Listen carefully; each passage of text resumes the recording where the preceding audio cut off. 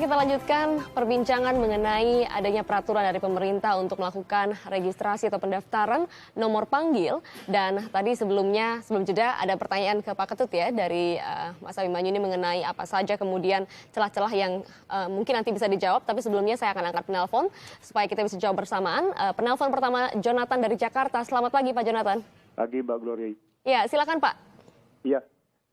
Prinsip saya selaku konsumen setuju saja dengan adanya harus registrasi ulang, gitu. Cuman satu seperti tadi Pak Abimanyu sampaikan, saya setuju.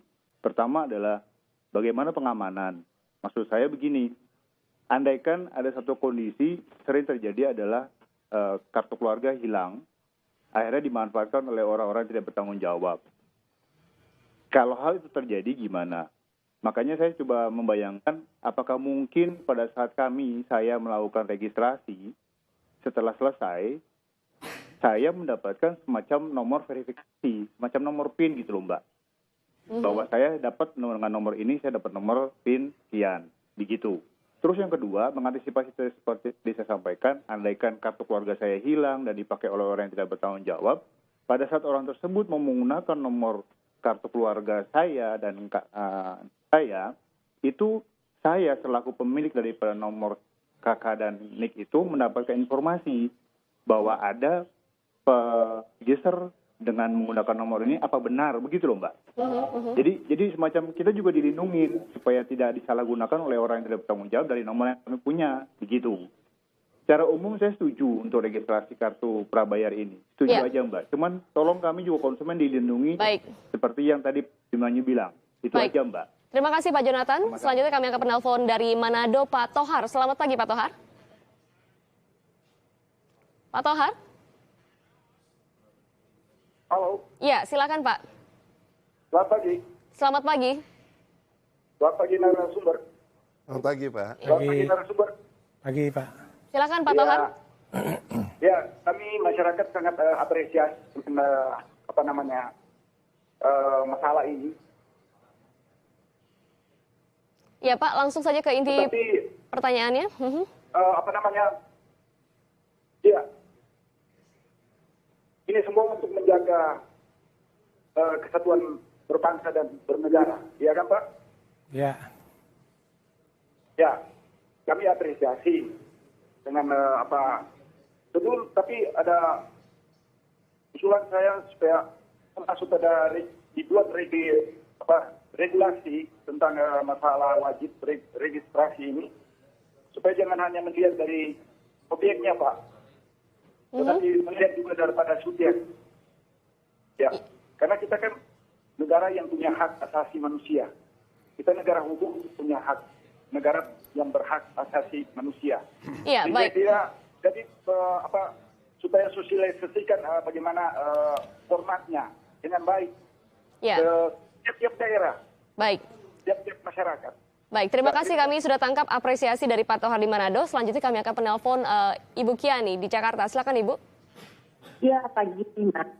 Mbak, pertanyaan saya ke Pak Ketut, bisa nggak ya sebagai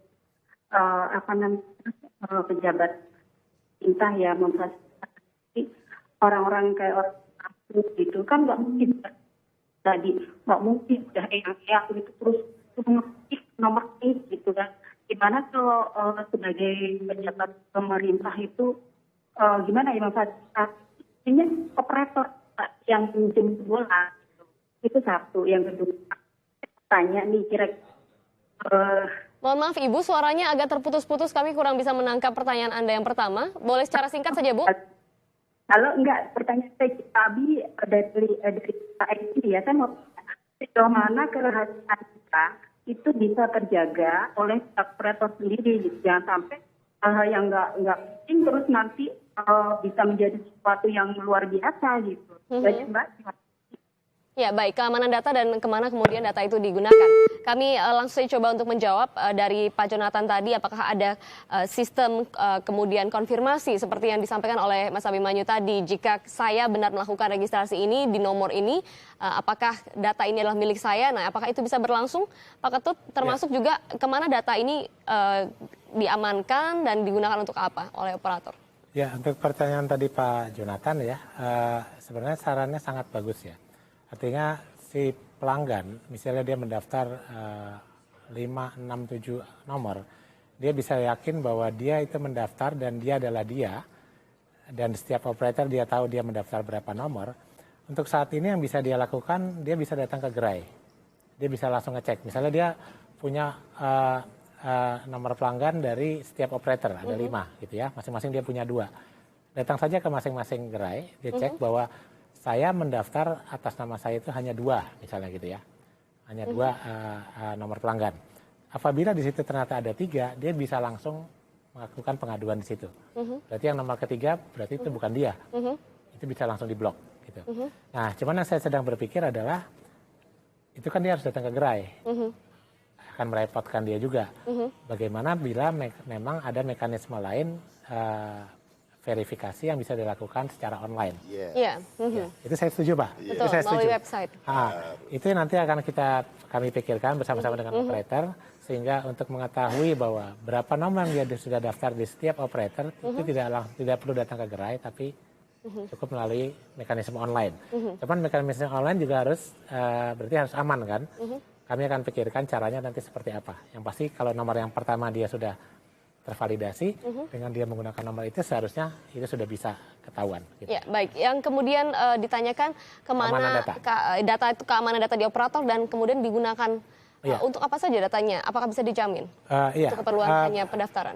Pertama gini, untuk keamanan data, karena dari operator itu mengakses data dari database yang tersedia di Dukcapil, dari masing-masing operator pada saat membuat PKS dengan Dukcapil, setiap operator itu ada klausul yang menyatakan bahwa operator wajib merahasiakan data yang diakses melalui itu.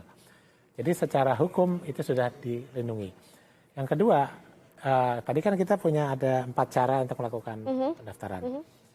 Yang paling aman sebenarnya adalah mendaftar sendiri. Karena datanya itu hanya dia yang tahu, dan itu hanya dikirim melalui SMS. Artinya melalui jalur yang benar-benar tertutup. Ya, dibandingkan kalau dia datang ke gerai, memang di situ ada pegawainya dari operator.